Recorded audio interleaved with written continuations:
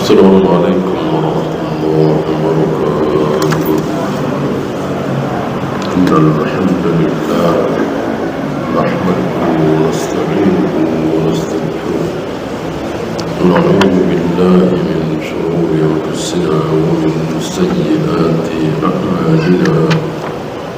Man yahdihillahu fala mudilla lahu wa man yudlil fala hadiya lahu. أشهد أن لا إله إلا الله وحده لا شريك له وأشهد أن محمدا عبده ورسوله. Kita sampai hadis 45. Wa an Abi Hurairah radhiyallahu anhu anna Rasulullah sallallahu alaihi wasallam qala Laisa syadidu bisur'ati. Orang yang kuat itu bukan orang yang kuat ototnya, tenaganya, bantingannya, tendangannya, dan seterusnya. Innamas syadidu, tapi yang dimaksud kuat, orang yang betul-betul kuat adalah alladzi yamliku nafsahu, yaitu orang yang bisa menguasai dirinya,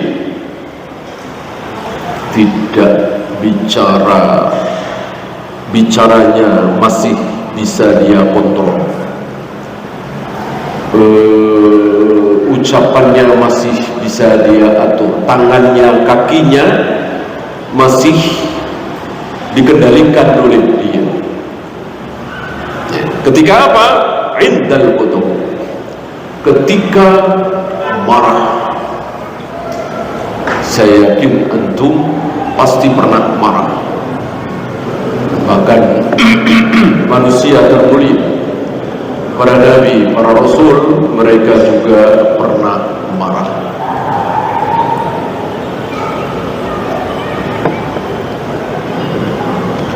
Nabi Musa pernah menggenggam jenggotnya Harun sambil marah dan membanting laut, membanting lembaran yang bertuliskan kitab Taurat. Marah sekali saat beliau melihat sebagian Bani Israel Yahudi ditipu oleh Samiri menyembah anak sapi.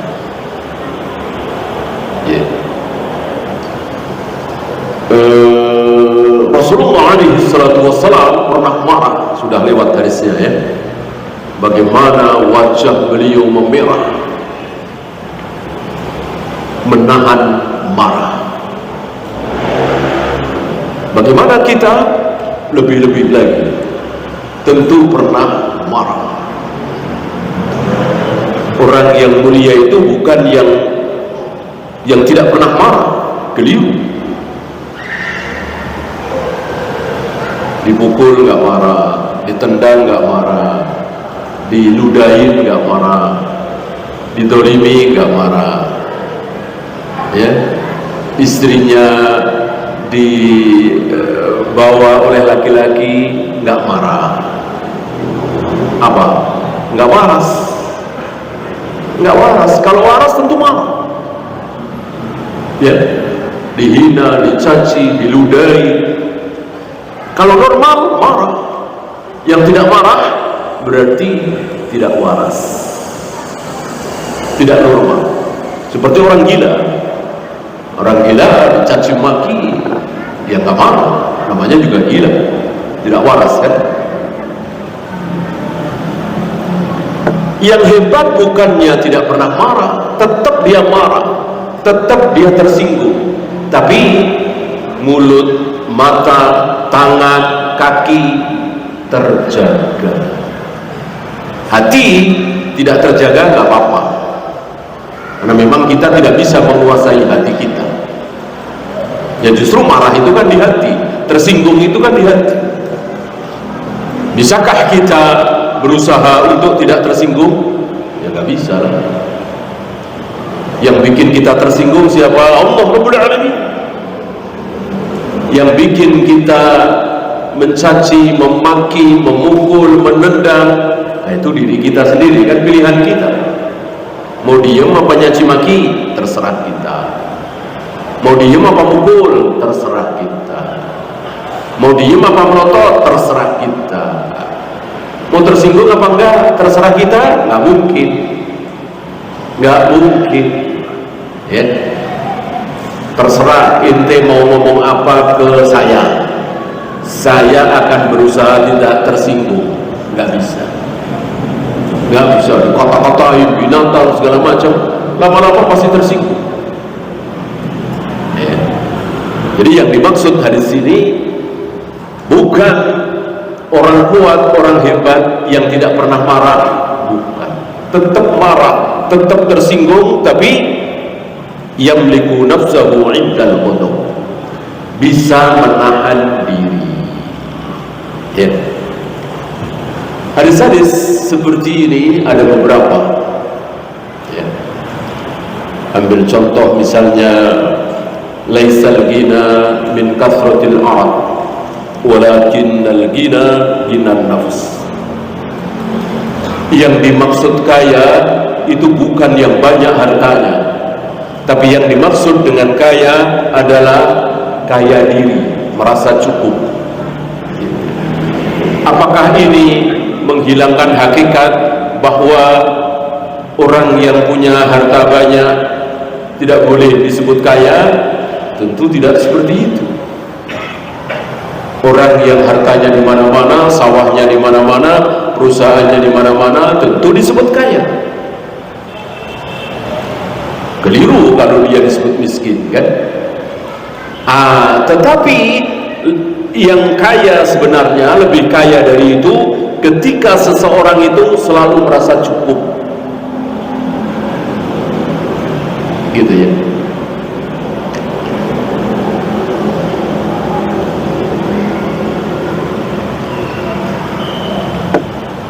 Seperti fatazawwadu, maka berbekallah kalian, sesungguhnya sebaik-baik bekal adalah takwa. Apakah emas, uang, tabungan, kartu ATM bukan bekal? Tetap bekal. Cuman yang terbaik adalah takwa. Ketika kita merantau, ketika kita meninggalkan kota kita, negeri kita, untuk berdagang, untuk mencari ilmu dan seterusnya, haruskah bawa bekal? Harus. Apa? Uang. Lebih baik dari uang, bekalnya apa? Takwa. Gitu ya.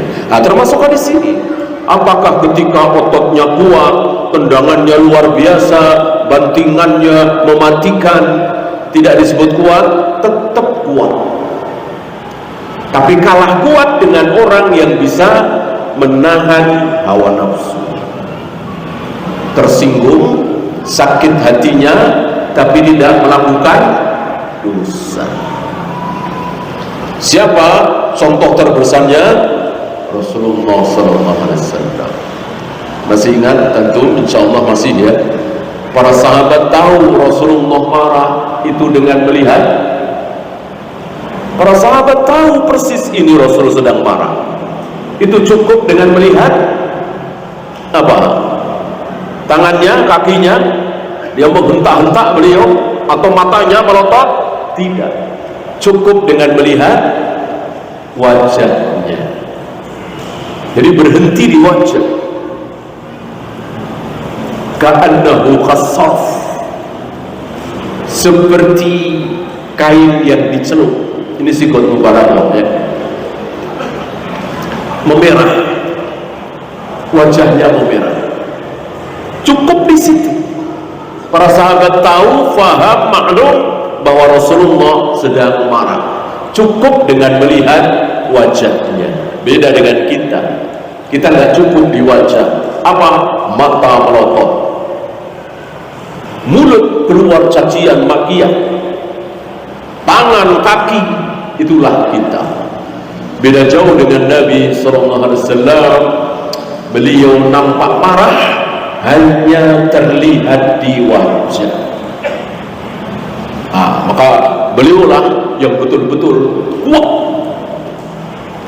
walaupun fisik beliau tetap kuat. Insyaallah antum masih ingat bahwa batu besar menjelang perang Khandaq, dan batu besar yang harus dipecahkan karena untuk membuat Khandaq, bikin parit. Entah sudah berapa sahabat yang memukul dengan alat palu besar, tidak pecah-pecah. Lalu mereka datang kepada Nabi SAW, lalu Nabi ambil alat itu, sekali pukul pecah, pukulan kedua pecah lagi, pukulan ketiga pecah lagi, dan cukup 3 kali pukulan, dan masing-masing pukulan pecah batu tersebut dengan mengeluarkan cahaya pertama aku melihat singgasana Romawi, cahaya ketiga singgasana Parsi, kemudian Kisra,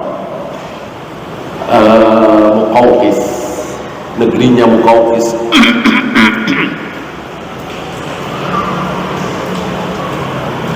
Dan Nabi mengatakan ketiga-tiganya akan ditaklukkan oleh kaum muslimin. Ini pelajaran besar dari Nabi kita Muhammad SAW, bahwa dalam keadaan terdesak, dalam keadaan kepepet, dalam keadaan dikepung musuh, beliau tetap yakin dengan pertolongan Allah.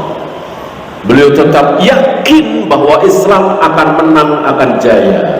Tidak seperti kita hari ini, melihat kaum muslimin porak-poranda, melihat kaum muslimin perang saudara, negeri-negeri Islam hancur seperti di Libya, di Syria, di Mesir, Afgan, dan lain-lain, lalu putus asa. Mana mungkin Islam mau menang? Keadaan Islam seperti ini, perang sendiri-sendiri, hancur luluh lantak. Itu kita lupa dengan sabda Nabi SAW bahwa kelak kaum muslimin akan membantai Yahudi dan Nasrani. Tentu antum tahu Yahudi Nasrani itu sekarang mana? Kalau bukan Amerika, Eropa, negara-negara besar, itu akan ditaklukkan oleh kaum muslimin, dan mereka akan lari tunggang langgang dari kejaran kaum muslimin, bersembunyi di balik batu, bersembunyi di balik pohon. Batu, pohon-pohon itu bisa bicara, ya muslim wara'il yahud faqtulhu, wahai muslim, ini di belakangku ada Yahudi, bunuhlah. Pohon-pohon bisa bicara kecuali pohon Qur'an. Apa kita ragu dengan sabda Nabi SAW seperti ini? Lalu kita mengatakan kalau kita begini terus, ngaji-ngaji doang, sholat-sholat doang, ibadah-ibadah doang, kapan kita bisa memenangkan Yahudi dan Nasrani? Ya, saatnya kita terjun ke politik, saatnya kita bikin partai Islam, saatnya kita bersatu padu, lupakan perbedaan, yang sunnah, yang bid'ah, yang syirik, yang tauhid, nggak usah dibahas. Yang penting sama-sama Islam. Kita punya musuh bersama. Jadilah persatuan di atas kebatilan, persatuan di atas bid'ah, di atas syirik. Maka nggak usah dibahas Jahmiyah, Mu'tazilah, Asy'ariyah, Maturidiyah, udah biarin aja. Yang penting muslim. Mau menyembah kuburan, mau percaya jimat, keris, dukun, udah biarin. Yang penting muslim. Sebab kalau kita terus bahas perbedaan-perbedaan, makin hancur kita. Lupa dengan sabda Nabi alaihi salatu wassalam, bahwa kelak Islam memang akan pecah menjadi 73. Tidak bisa tidak. Dan yang 72 masuk neraka. Apa iya kita mau rangkul orang-orang calon penghuni neraka?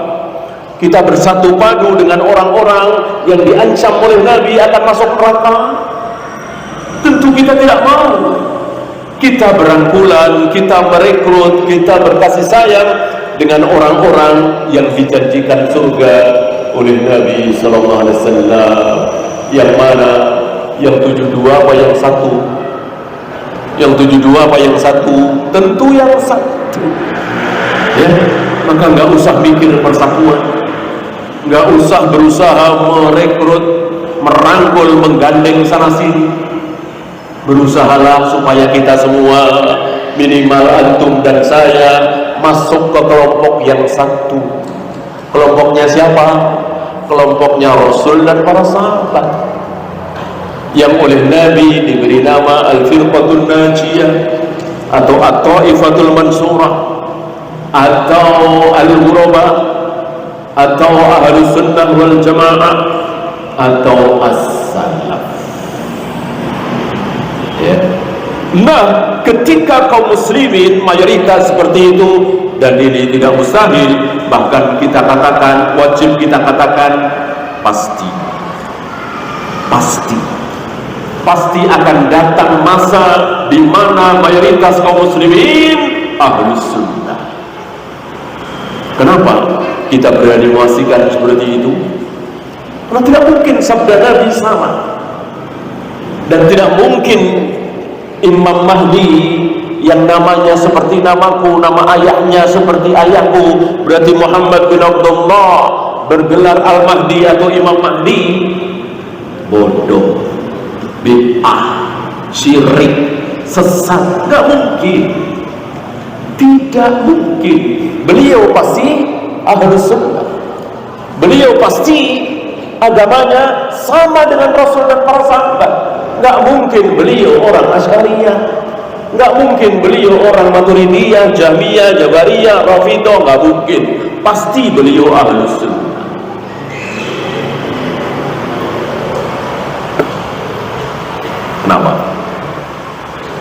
Kenapa kita pastikan? Karena kebenaran hakiki, orang yang betul-betul benar dan betul-betul soleh adalah yang agamanya sama dengan Rasul dan para sahabat.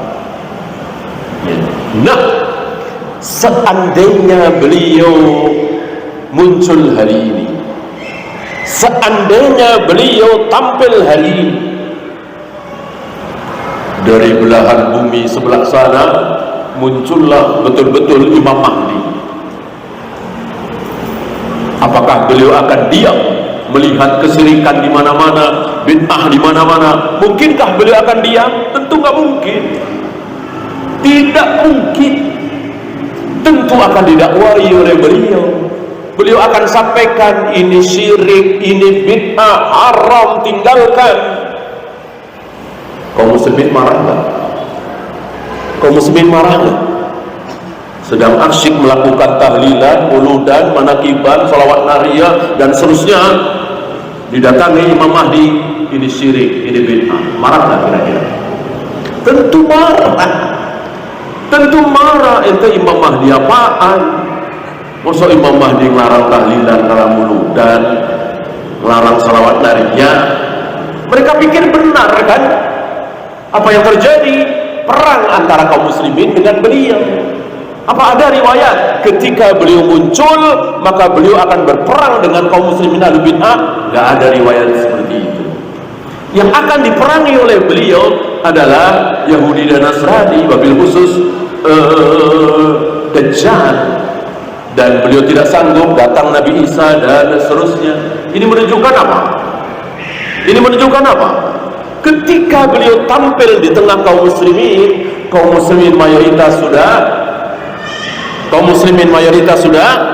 sudah ahlus sunnah, sudah mengamalkan sunnah Nabi SAW, sudah berakidah dengan akidah sahihah. Sebab kalau beliau tampil, beliau datang di muka bumi ini diutus oleh Allah, walaupun bukan Rasul ya, artinya dibangkitkan oleh Allah, kok kaum muslimin bid'ah seperti sekarang, ya tentu akan perang dengan sesama muslim ya. Disinilah rahasia para a'immah, wabil khusus Syekh Albani mengatakan, mari kita sambut kedatangan beliau, mari kita sambut kedatangan Imam Mahdi dengan apa? Dengan mendakwahkan sunnah, mengajarkan sunnah, mengajak kaum muslimin menggigit sunnah dengan gigi geraham ya. Maka kalau mau jujur, dai-dai sunnah, du'atus salaf, mereka inilah yang sedang mempercepat kedatangan Imam Mahdi, yang dengan Imam Mahdi itulah kaum muslimin jaya ya.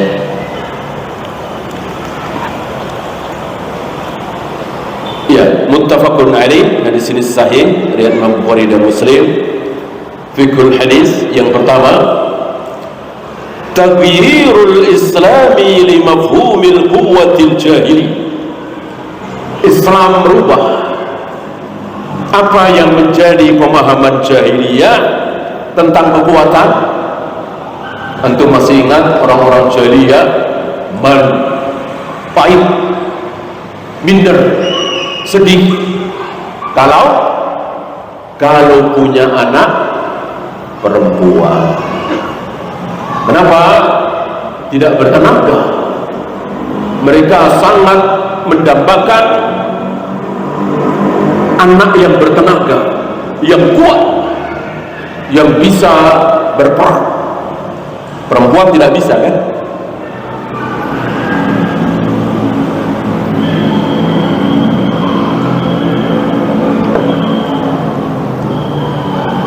Ketika mereka diberitahu bahwa istrinya melahirkan anak perempuan, muram mereka, sedih mereka. Ketika disampaikan kabar kepada dia bahwa istrinya melahirkan anak laki-laki, bersuka cita ya. Dan tidak sedikit dari mereka yang mengubur hidup-hidup, membunuh anak perempuannya. Bahkan ada riwayat dhaif, Umar termasuk. Tapi sekali lagi, riwayat ini tidak sahih, tidak benar. Kalau Umar pernah mengubur hidup-hidup putrinya ya, karena diriwayatkan putri tertua beliau kan Hafsah, istri Nabi SAW. Intinya kisah tentang Umar membunuh putrinya tidak benar, tidak sahih.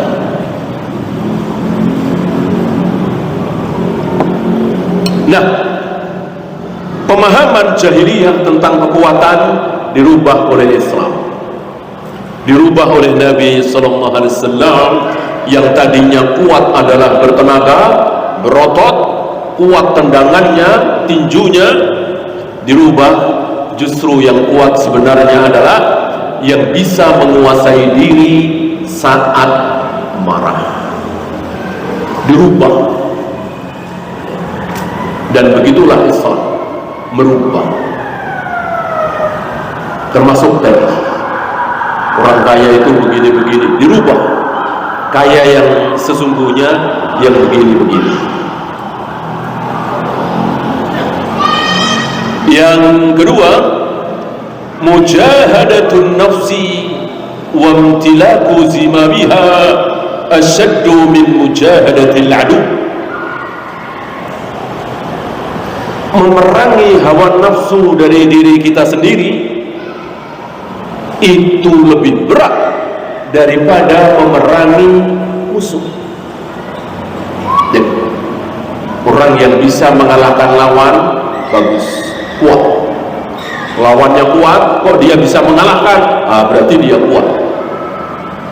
Tapi kalau dia bisa mengalahkan hawa nafsunya, marah, tersinggung tapi tidak berbuat dosa, berarti dia lebih kuat lagi.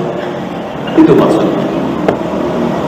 Jadi tidak menafikan kekuatan fisik, tetap kekuatan fisik diakui sebagaimana kuatnya Nabi SAW. Fisik beliau kekuatannya luar biasa, tidak ada yang menandingi. Kesabaran beliau lebih luar biasa lagi, ya.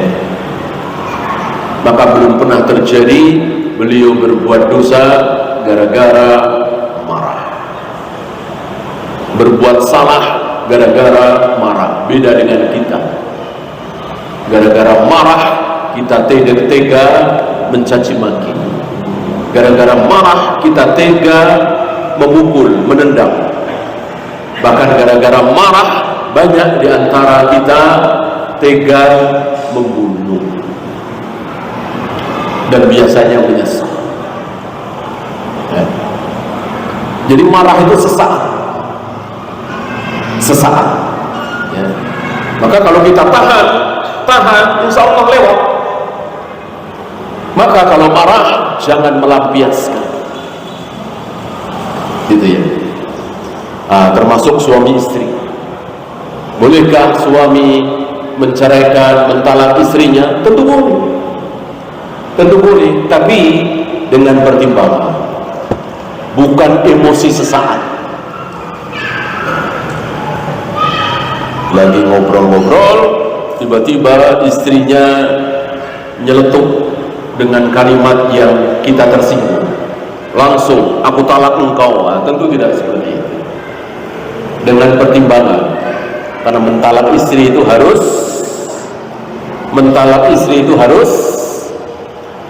kita harus tahu bahwa istri kita tidak sedang haid. Berarti kan nggak bisa spontan, hanya mikir dulu, istri saya sedang haid apa tidak. Kalau sedang haid jangan. Para ulama mengatakan tolak bid'ah, tolak yang bid'ah, tolak yang tidak boleh. Hanya berselisih para ulama jatuh talak apa tidak. Tentang haram, ya, haram jelas. Tidak boleh mentalak istri dalam keadaan haid. Berarti kan harus mikir, ya kan? Bukan seperti tadi emosi sesaat. Yang kedua, tidak boleh dalam keadaan suci tapi sudah dijima. Suci tapi sudah dijima. Jadi dua-duanya dihindari. Jangan dalam keadaan haid, jangan keadaan suci yang sudah dijima. Jadi harus dalam keadaan suci, tidak haid dan belum dijima ketika suci itu. Berarti kan ini lebih mikir lagi. Bukan asal-asalan, bukan lantaran marah sesaat tadi.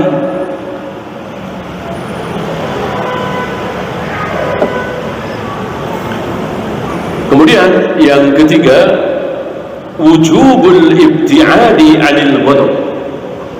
Wajib menjauhi sesuatu yang menyebabkan marah. Apa? Melihat orangnya misalnya,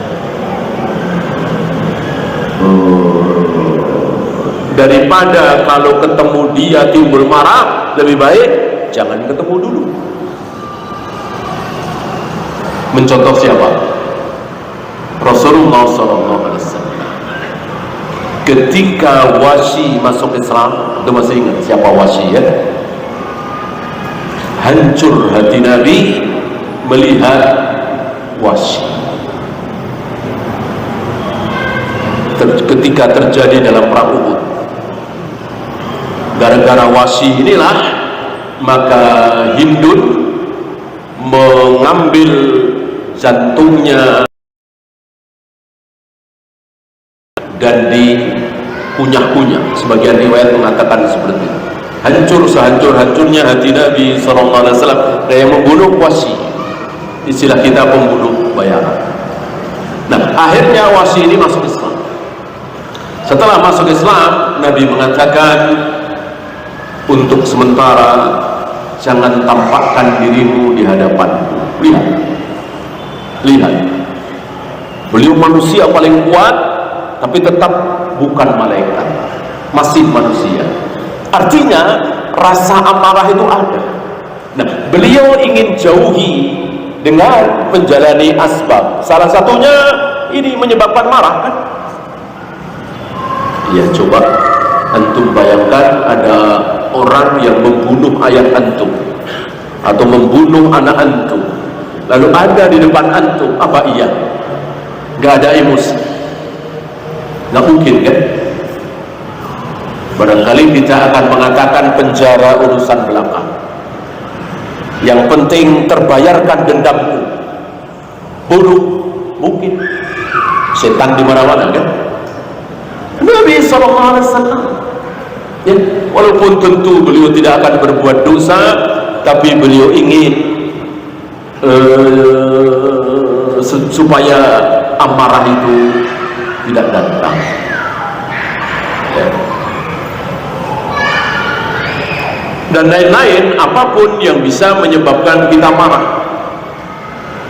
Kadang-kadang foto bisa, kadang-kadang barang tertentu bisa, ya. Misalnya gara-gara batu cincin ini istri saya atau suami saya selingkuh misalnya, ya buang batu itu. Sebab kalau melihat timbul amarah, kan jadi ingat. Gara-gara foto ini maka anak saya meninggal misalnya, ya buang foto itu. Orang kita sekarang kebalikan, malah dibikin kenang-kenangan, dipajang, ya, keliru. Kita punya anak satu-satunya meninggal, maka yang terbaik fotonya, gambarnya, videonya, pakaiannya dan seterusnya hilangkan, agar kita cepat lupa. Sebab dengan melihat pakaiannya, gambarnya, videonya, tentu akan berulang kesedihan kita. Jangan bodoh seperti orang-orang hari ini, malah dipelihara, ya. Nah, kemudian jika ada sesuatu yang bisa menghilangkan amarah kita, lakukan. Apa misalnya? Kalau sedang berdiri, duduk. Ketika marah itu kita sedang berdiri, maka duduk. Ketika marah itu kita sedang duduk, maka berbaring. Atau ambil air wudhu.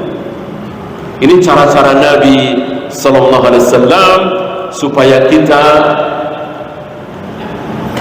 berkurang amarah kita, emosi kita. Nah, jika ada cara lain yang manusiawi, bolehkah kita lakukan? Boleh. Boleh seperti tadi, ya. Buang benda-benda, foto, video yang kalau kita saksikan muncul amarah kita.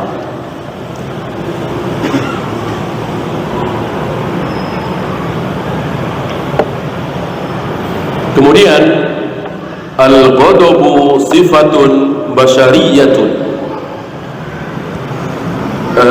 Marah itu adalah sifat basyariyah, manusiawi. Sekali lagi, belum pernah ada manusia normal yang belum pernah marah. Insya Allah tidak akan kita temui, ya. Bedanya cuma tadi, yang ini sanggup menahan, yang ini tidak sanggup. Antum sanggup, berarti antum orang kuat.